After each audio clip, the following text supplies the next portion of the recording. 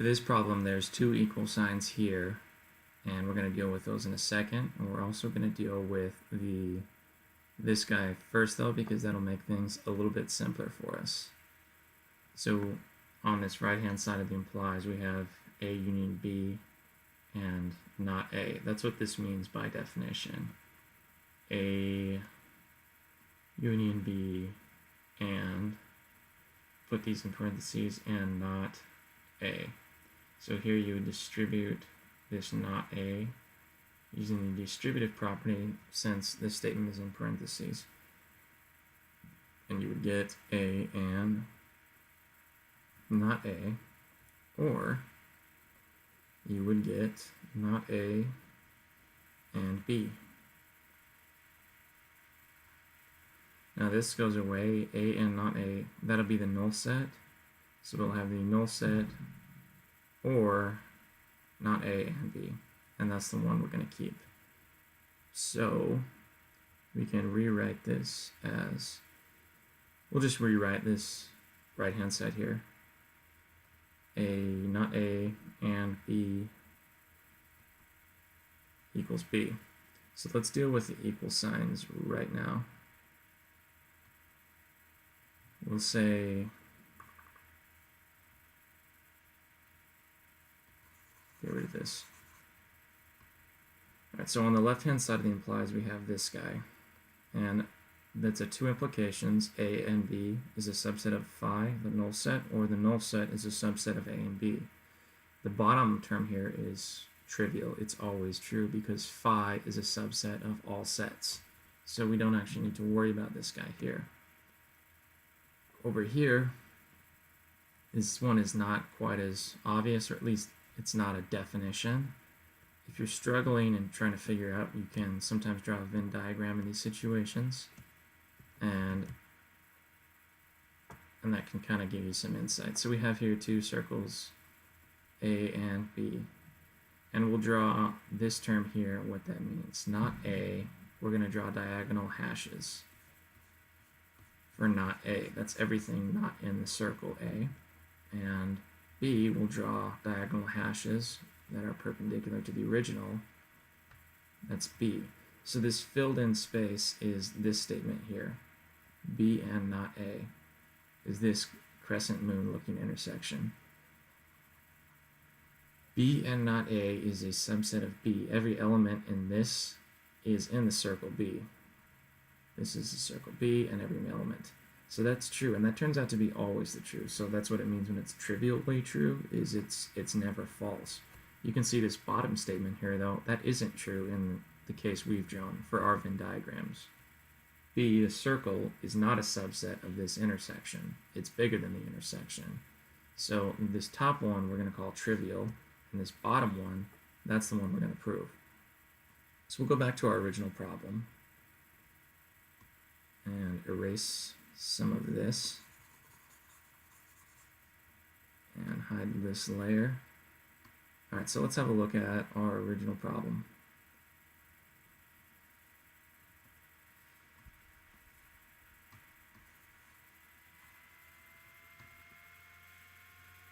Alright.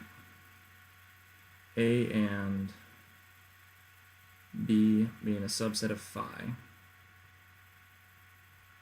This, and keep in mind to keep our parentheses where they need to be, is equivalent to saying that B is a subset, or not equivalent to saying implies B is a subset of B and not A. Okay, now this is not proper, but I'm not going to rewrite anything here. Normally what you're supposed to do is define X as an element within A is a subset of phi, just like this, implies this and that and all that. I'm going to skip that, and I'm just going to keep the notation we have just to make the video shorter. I don't feel like doing it. So we're going to rewrite these subsets as implies, and we're going to use the not or theorem for implies to rewrite the statement. So not, we're replacing this implies here, not A and B. We're going to replace this subset with an implies, which we're going to replace with a not or. And I'm skipping multiple steps, so I hope you can follow. And if you're not familiar with the not or thing, look at the example 1 in this playlist. This here you replace with a not B or B and not A. Okay, we can do De Morgan's law twice here. Do it for the terms inside this parentheses and then do it again here. But what we're going to do is start with this not and distribute it, and that way we only have to do De Morgan's law once on this left-hand side over here. So we're going to start with A and B, not A and B, or just A and B. And we did apply Morgan's law here, so this flips into an and, not, phi, and then we don't even have to do anything on this right-hand part of the term here. B, that should not be there, not B or B and not A. Alright, so what we're looking for here is a tautology. Is this true? This whole expression, is it always true? And the way we can do that is with a truth table. We only have 2 terms here, so we're only going to need 2 to the 2 rows, which is nice. And we'll set it up like this. B is true, false, and these are all the possible combinations of A and B. This is the left-hand side. Not really left-hand side, but the left-hand part of what we're dealing with, and number 2 is the right-hand part. So A and B and not phi. So this phi means that it's an empty set, so false, false. So not phi means that one of these has to be true.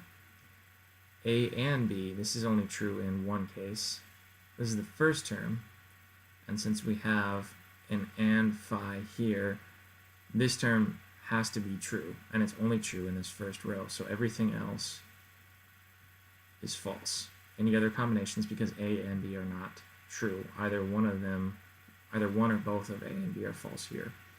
And so because we have that and, everything else here is false. For the right-hand part of our expression, we have not B, or, and since we have that or there, we can just look for all the not B's, all the points where B is false. That makes this part of the expression true. B is false here, and B is false here. So we're good here. And then B is true and A is false. So here, B is true and A is false. That is true here in this top term, not B. Well, that doesn't work. B and not A. Well, here we have a true value for A, so this doesn't work. And if you remember in our original expression, we had, did I erase it? Yeah, anyway, I can't find it.